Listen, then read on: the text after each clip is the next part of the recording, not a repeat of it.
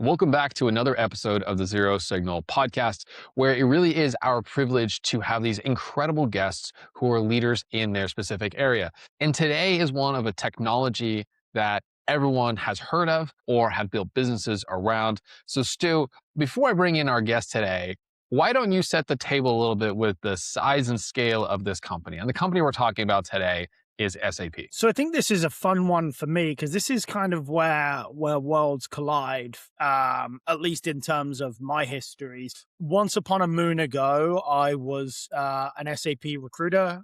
This is young, full head of hair, no beard, like a very different version of me, slick guy in London who looked closer to you today than I do today. But it was an industry that took me around the world. Like as a 23, 24-year-old, I was hiring in Shanghai and Singapore and Germany and Africa. And like as a 23-year-old, I was actually fortunate enough to go to these places. My parents thought I was like, I don't know, like it was the most insane thing. My parents were like, why are you going to Singapore next week? And so it was a ton of fun. But I also think like I got a real, I guess, entryway to like how business actually runs, because to me, SAP is the essential function of any business in terms of, and our guest today will say it even better, but like there is like the whole world runs on this software. Like it's how you get your stuff. It's how you make your payments. It's how you get your gas and everything. And every business is so like almost cripplingly addicted to this software that has been around since, almost as long as technology has been around and accessible. And so I think it's a good line to welcome today's guest in, because he will say it far better. But I'm super excited for this one because it is a kind of worlds collide moment that is super fun for me. So with that, let's get our guest on the stage here today. So our guest today is Jay Thoden van Velzen. He is a technical advisor for SAP's Office of the Chief Security Officer. He supports business processes, products across cybersecurity functions. He previously led SAP's cloud security operations. With that, welcome, Jay. Thank you so much for having me, gentlemen. So, Jay, where does today's podcast find you? I am what I used to say about 2:00 on the Monterey Bay, because it's Greater Santa Cruz, but most people don't know where one village starts and ends. But yeah, the ocean is right behind me. That's not a bad place to get your day going. That's pretty nice. Indeed. All right, Jay, well, we got a lot of ground to cover today. And one of the things I was most excited about was when you and I were talking about how to prep for today's conversation. And we were having conversation backstage.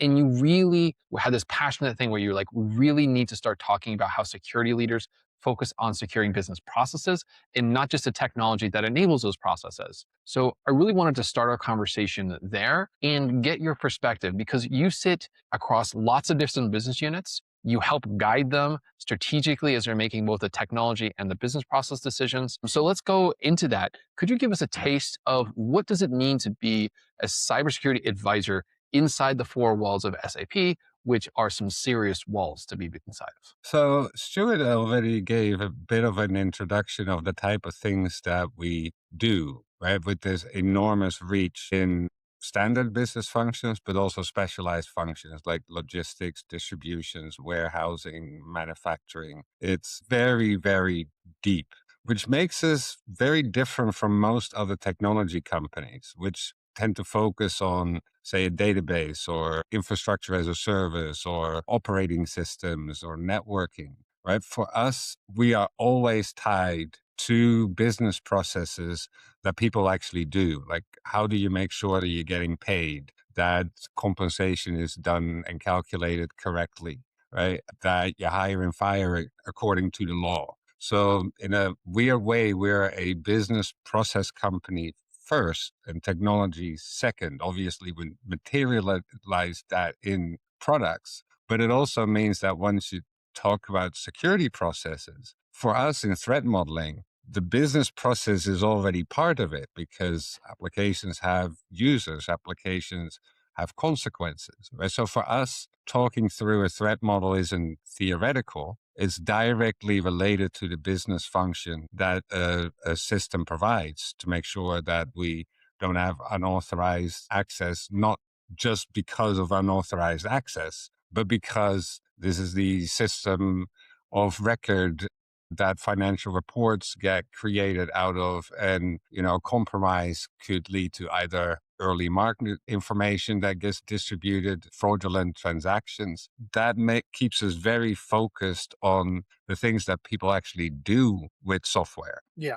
And I guess like knowing SAP the way I do, like one chink in the chain for a business like SAP can really create like a huge ripple effect, right? So if you look at like obviously huge pharmaceutical as an example, right? Like a lot of the research and the process, like you tweak one tiny thing that almost might go unnoticed, and that could change an entire business, an entire profit and loss line. So it must be like every process of the business must be so meticulously watched, because again, one thing that might feel like a grain of sand, everything And is, you it's can an take organism, that right? really So, literally.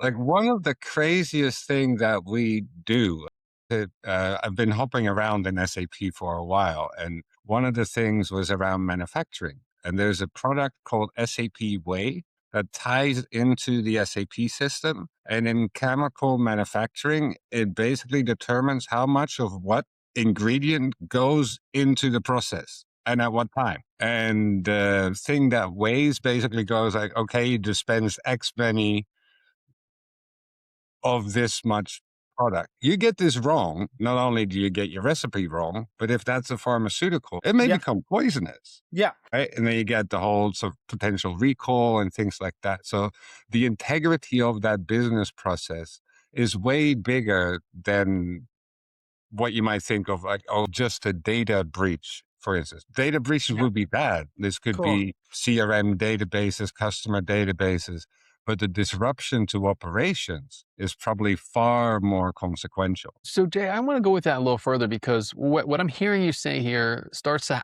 sound an awful lot like business resiliency, right? And we start to look not just at the exploit, you not to look at the break in a chain, but like what are the second and third degree order of implications of this, and how do we build for that? So what I really wanted to hear from you is also just like, what is your take on being an advisor inside the business, and how to shift this conversation with our peers and stakeholders away from like the compliance oriented, like thou shalt do X or thou shalt fix bug Y because of risk, say, to the, okay, well, you have a business goal. I'm showing up as a security partner, and I'm going to help you get there with some resiliency in mind, assuming these rates. So could you expand on that? Like, how do you advise these security teams to do that?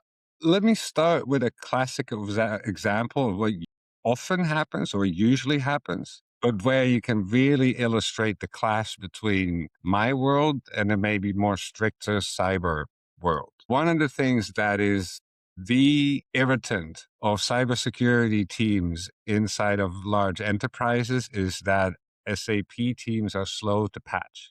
So they miss their SLAs and they're like, we're supposed to do this in 30 days. And the team says like, look, I would like to, but the next maintenance window that we've agreed with the business is 3 months from now.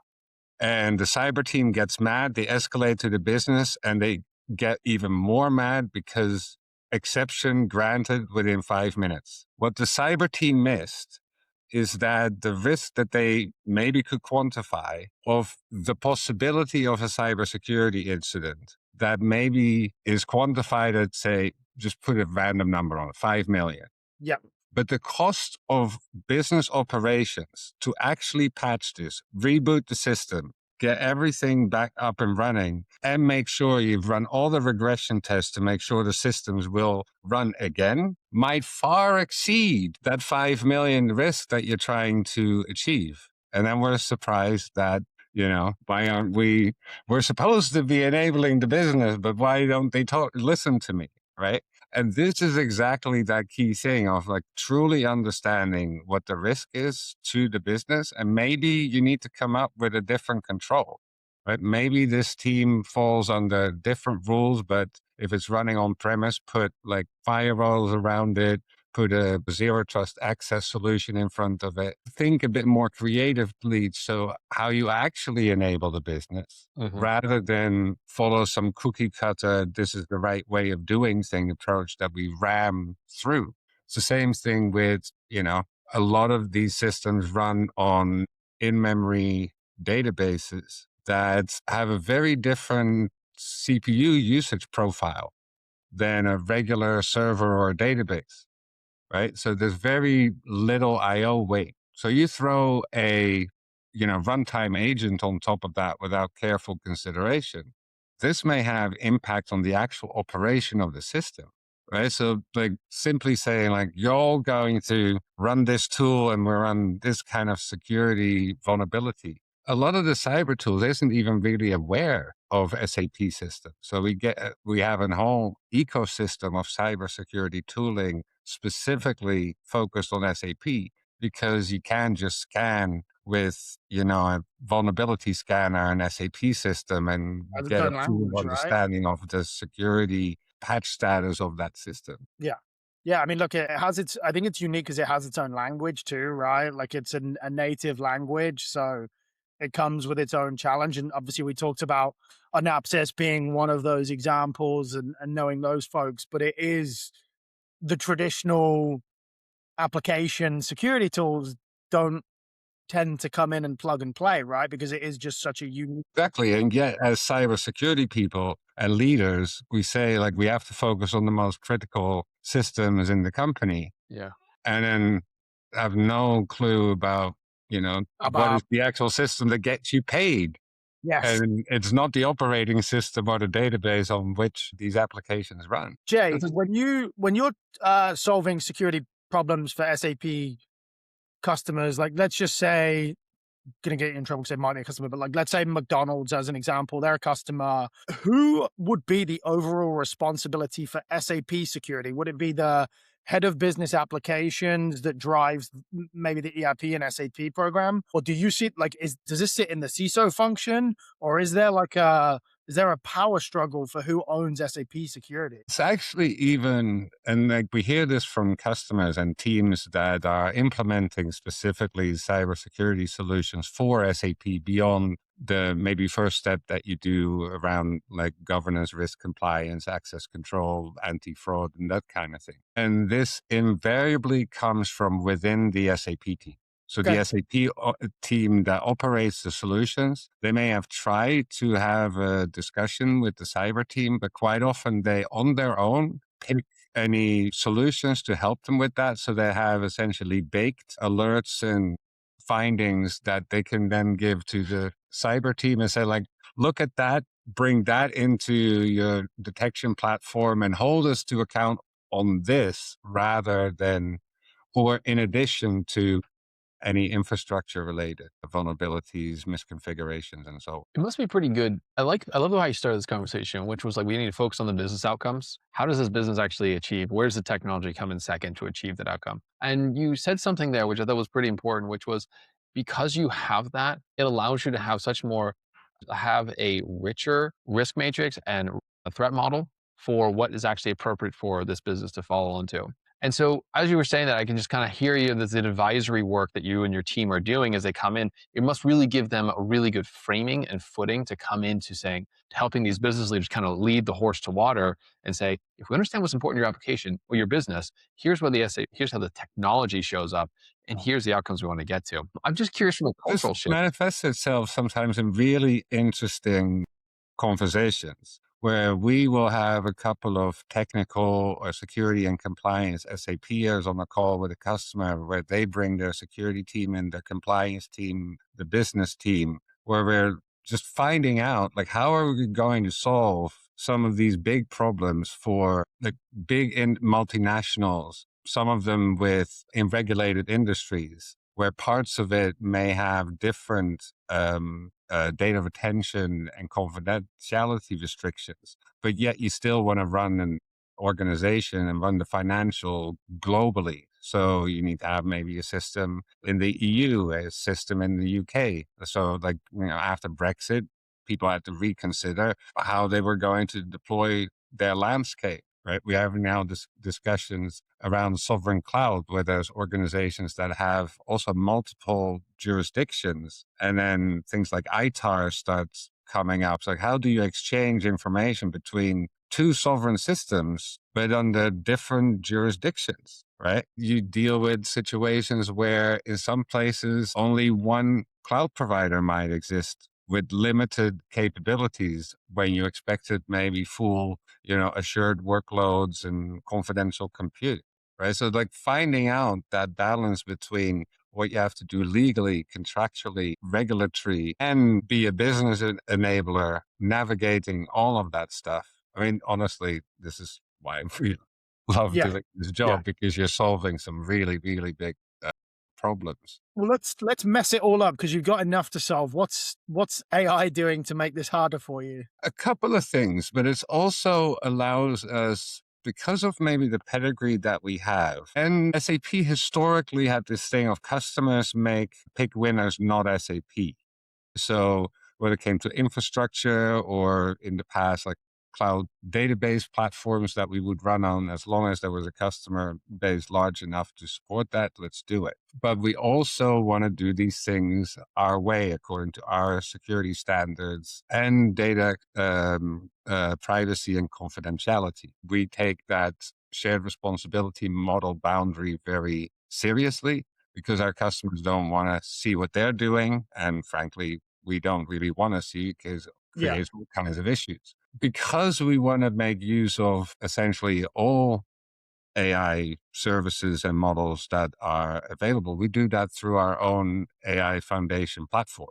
So obviously not everybody can do this, but if you're building AI solutions or AI embedded solutions, you need to build it for yourself. Might as well also offer it to customers and for internal use. But that means that everything's governed. Right? So essentially, I never say never, so knock wood, but there is no real reason for there to be shadow AI, because just pick the one that got curated, is on the right contracts, et cetera, et cetera. Then, because we have customers, if your origin is general ledger, and financial transactions X amount behind the decimal, there's very little appetite for hallucinations, confabulations, right? So everything ultimately gets grounded into business systems where you use AI to create pretty response or to solve some more non-deterministic problem, but everything ultimately needs to result in a transaction set log that's auditable, that doesn't cause confusion, that has an invoice attached to it, that has a payment attached to it, that has a shipment attached to it. All of these things need to align.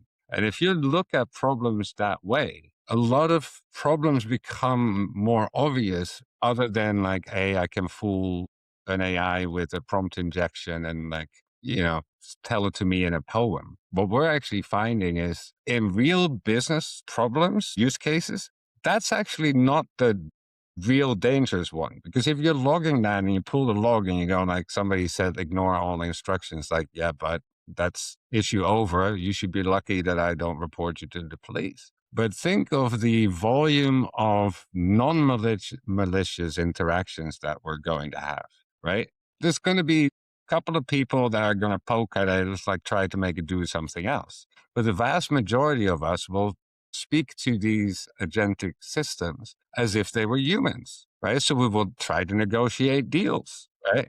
We actually wrote a blog series on this very problem about trying to convince an agentic system to give an out of bounds discount, and how you would actually solve for that. And it becomes really quickly difficult. And one of our remediations, if you don't do this technically, was to come up with some kind of a waste funds where you just say like, okay, I'm going to honor my deals because I don't want to make my customers mad, but we're estimated is going to go wrong for X amount of time. So I think that's a really important pro move right there.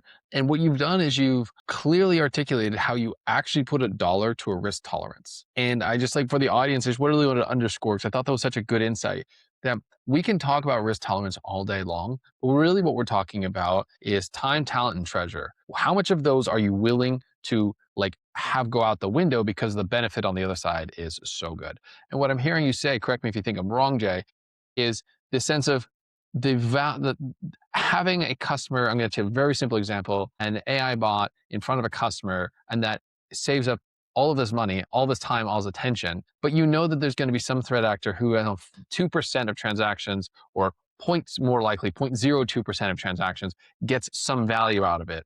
If you can thoughtfully calculate what those incorrect discounts are going to be, or whatever the case was there, then you can now go back to the business and say, all right, we can have a better risk-informed conversation And we can say, okay, we're willing to give up $50,000 because we're going to make up 5 million on the other side. You have to do that. Absolutely. And we're a big fan of security risk quantification. But what you really should aim for, because this is kind of giving up, right? It's sort of the retail thing of like, somebody's going to knock over a pallet, somebody's going to steal some stuff, some perishable goods are going to expire before sold, right? But we also have to consider whether we can actually control this thing. Like we've mentioned, called this in our blogs together with the main SME, the agentic wave collapse, right? Use the creativity of LLMs, but you have to get to a point where you say like, okay, is this all within boundaries? One of the things that we're proposing is to split planning from execution, where the execution can be, for instance, a far simpler or even a deterministic piece of code that says like, now we know from creative AI that, for instance, put together a large. Do you guys know how laptops get put together? Right, like when you order parts, Yeah. all of the parts need to actually fit together with the right motherboard, right chip, right memory, this, that, and the other, and it needs to fit into the case. Right. Like we've done this with other technology companies to actually figure out so you can align the components that match with delivery timelines and cost. So suppose you give 3 different scenarios, right? You definitely need the creativity of the LLM, still verify that what you're actually proposing is correct and can be ordered, right?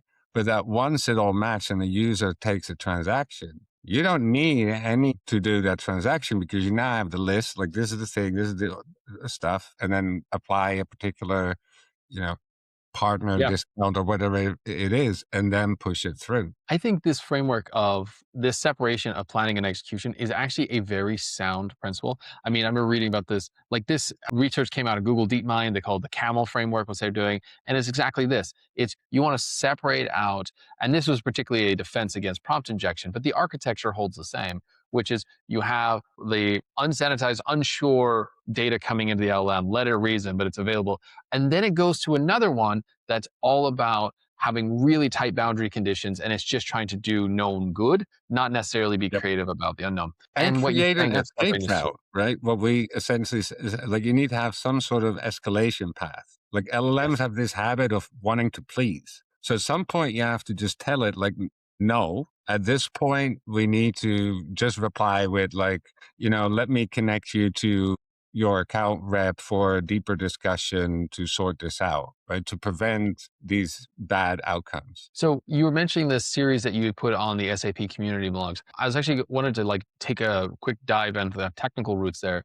I really liked one of the articles that you and the team had put. I think actually a lot of really good ones about risk quantification, which was really good.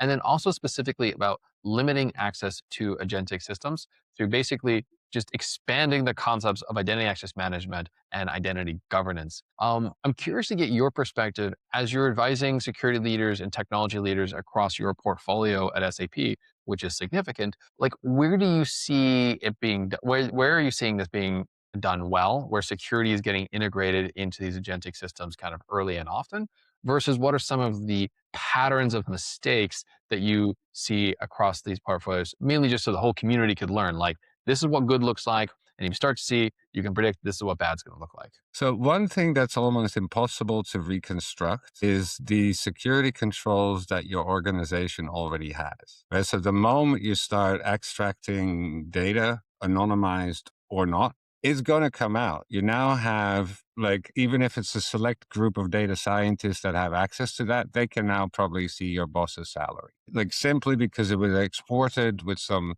higher privilege account in order to do something over the whole data set, right? The second thing is if you then are going to use that for any kind of training, it's now in your LLM and it's going to come out. So one of the very first things we said from the start is be very careful of whether you want to do any refined training or let alone foundational training in the first place, right? We've done it a couple of places with like curated ABAP code that we created ourselves. So Okay, fine. Actually, can we linger on that point for a second? We had a guest ABAP on the is podcast. the specific SAP business process language that Stuart mentioned in the very beginning.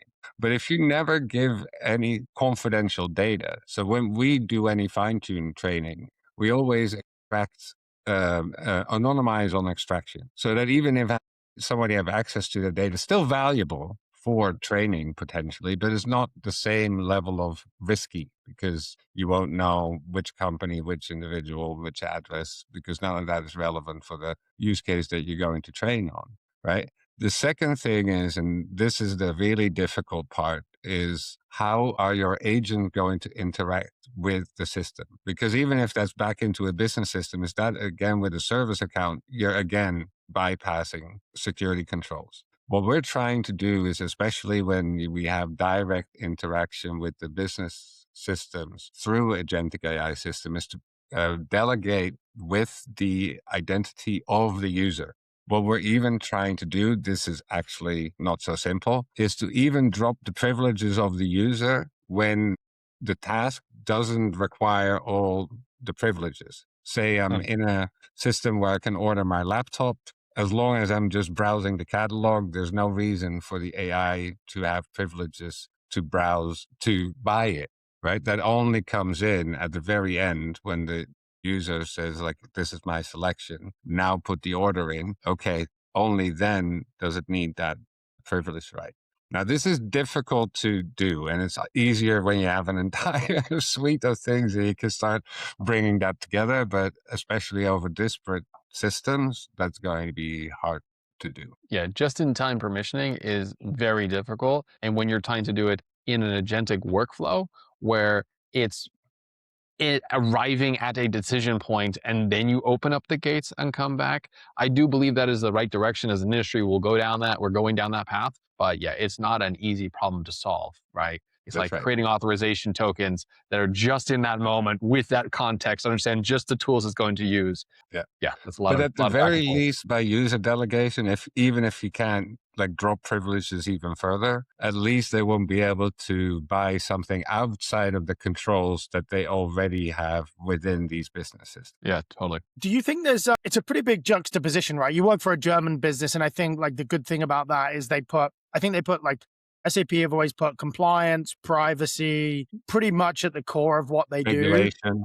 And regulation.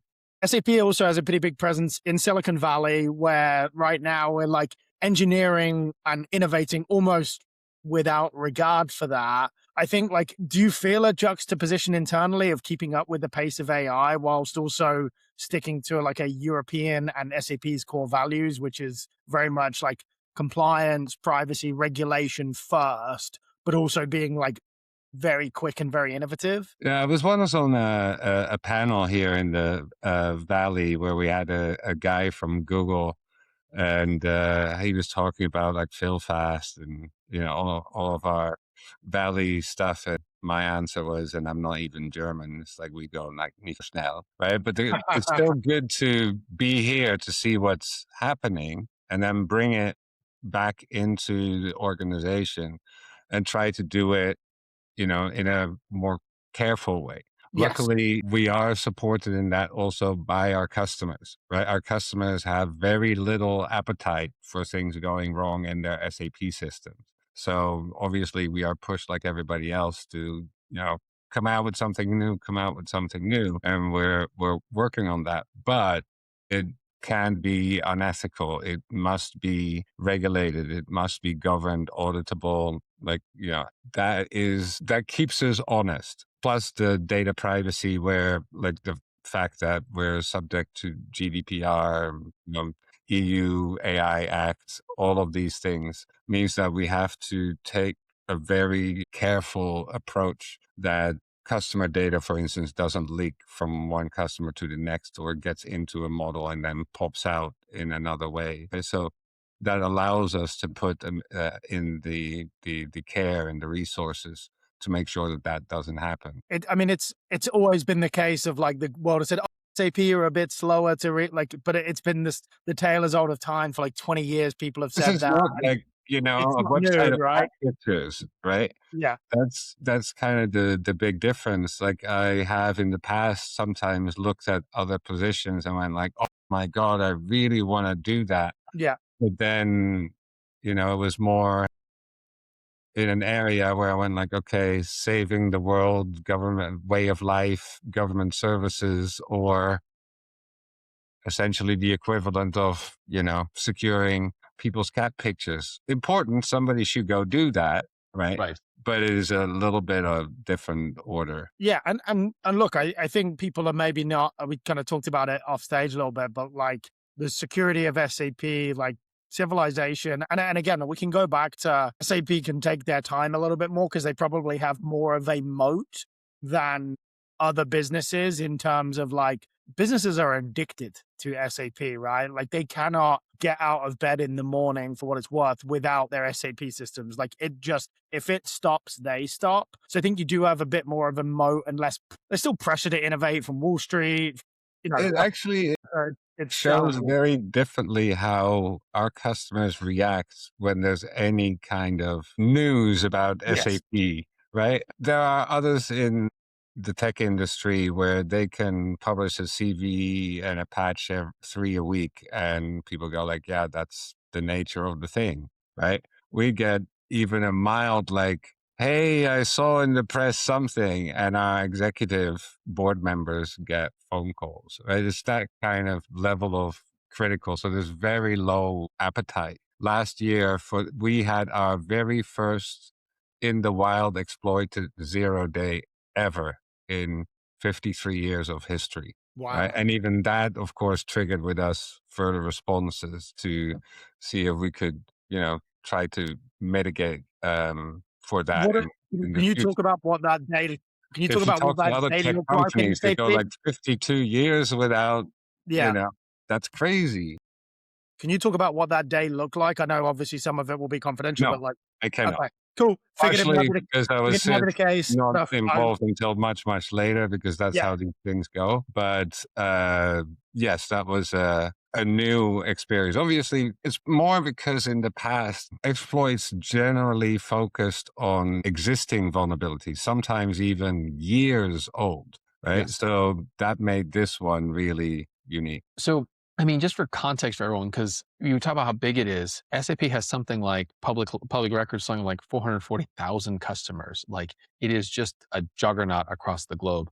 So stability, I don't want innovation on the foundation of my house. I want there to be a great house. But I would like it to be stable. Like first and foremost, I want there to be stability. So I shouldn't put the juxtaposition between innovation and stability, but I would say I would prioritize stability and predictability when you run my entire business. So that makes a lot of sense. Yeah, the upgrade cycle is definitely slower. Like we've been encouraging customers to move to a more recent current version of the product that came out in 2015, Fair right? play. Like Fair play. there, Yeah. I don't know the exact number, but I think about a year ago, about half of customers were still needing to migrate from a version into the current one that has an end of life, end of 2027, and end of extended support 2030. Right? Mm. It's Is in fact ECC6 the finally biggest done? topic in the SAP world for most customers right now is to make that transition happen.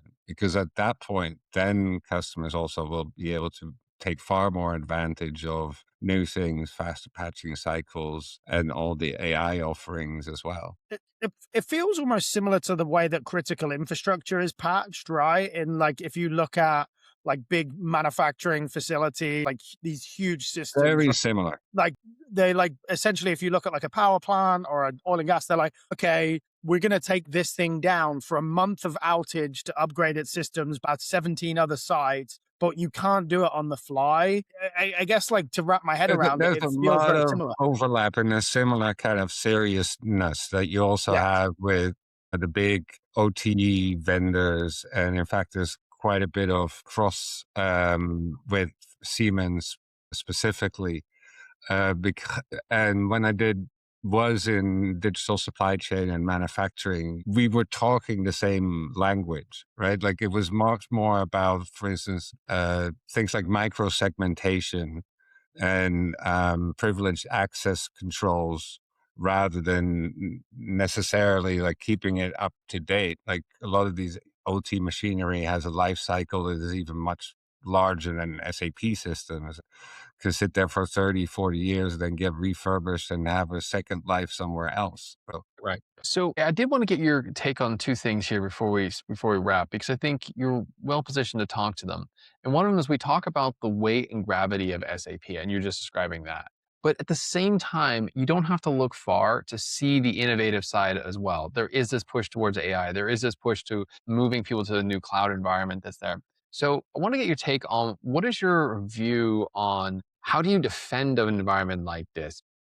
You towards more runtime, you assume like runtime proactive defenses if you know that you can't fix things as quickly. So therefore you have more on the detection and response. I know you're like in a more of an advisory role to your customer base, but when you're having these conversations with executives, security leaders, how do you help them navigate this moment? Because we are seeing the cost of exploitation, cost of being a bad person is going down. It's getting easier to exploit generalized technologies because of the advancements in AI. What's your recommendation for our security architectures like that? so it's a little bit split between customers. Some customers want to stay on premise and they say, we're never going to go. That segment is actually shrinking, right?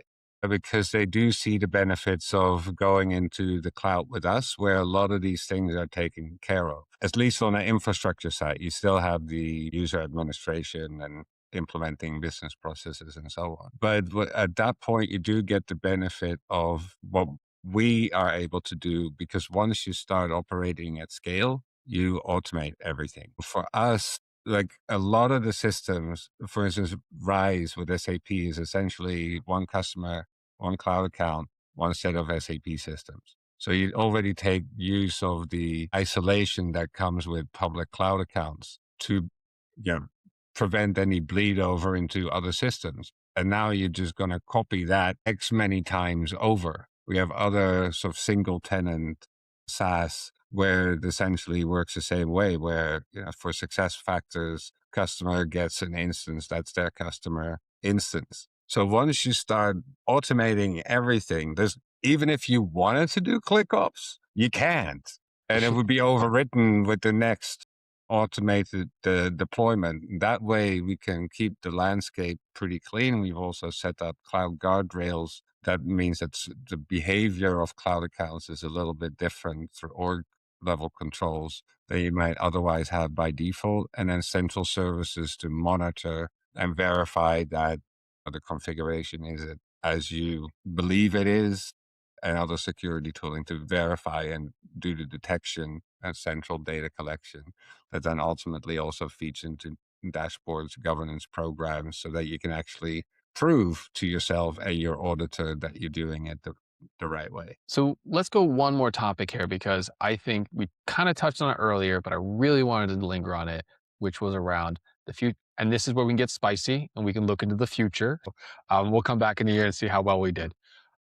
Sovereignty, specifically AI and data sovereignty as we move into 2026. We have the EU AI Act coming into enforcement soon. We've got this happening. What is your view when you look at the landscape here over the next 12, 18 months? Where do you think we're going to go with this? And particularly, what do you think this means for European customers who might be consuming AI from service providers coming out of the US? So I have to be a little bit careful because there is like very official communication around that, but I'll touch on it a little bit. One thing is we have to distinguish between the demand from governments and regulated industry versus private sector and beyond. We also have to consider certain realities, and that is that especially in, say, Western Europe, there's not a whole lot of zoning left for new data centers. And so that you kind of have to deal with what already exists. There's also the practical reality that there isn't really a super clear alternative that you can go to and give me everything that what an American cloud provider provides. Now, obviously, with the way the wind are going, you know, if there's a clear demand, then somebody's going to go fill it. We're certainly first focusing on sovereign use cases through our sovereign cloud offerings. But the reality is that even there, it's a bit of a, haves and have-nots, because, I'm from the Netherlands. It's a small country, but it's also quite rich, and it wants to go sovereign, right? Uh-huh. They can afford that. There's other countries, even within Europe, for whom that is a complete pipe dream, and probably have to figure out, like, am I going to run in Germany or Luxembourg or Poland, and some of the legal frameworks around this are still kind of to emerge. There was that ad hoc move from Ukraine of systems via AWS to Luxembourg, and hyperscalers and ourselves are at least debating of how could you do that. Right? So that could potentially, for instance, allow Ireland, just random, because it has a lot of data centers, right, to become a place where, if you're from random, not so rich country in the world, you go like, well, Yeah. that's a pretty safe place, falls under EU law. They have to attest to this, that, and the other.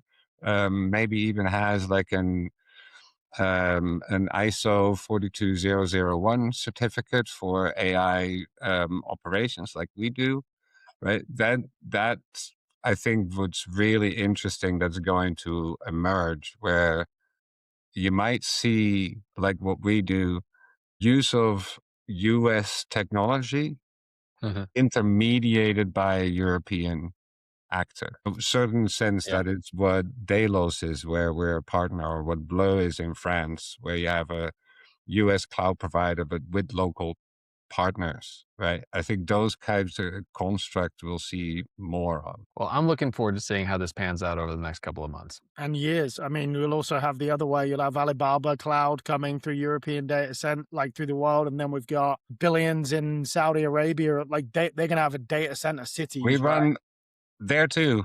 Yep. So we know them. It's going to be an interesting time for sure. Awesome. Well, Jay, I just want to thank you so much for coming on the show today. It's been an absolute pleasure to host you here at the Conversation at Zero Signal. And I just say to our audience as a reminder, Jay is a technical advisor for SAP's Office of the Chief Security Officer. If you want to learn more about the work that him and his team are doing, head over to community.sap.com. There'll be links in the show notes.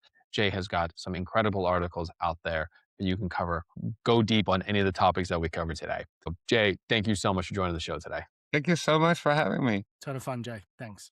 And for everyone else, thank you so much for listening, and we will catch you next time on Zero Signal Podcast.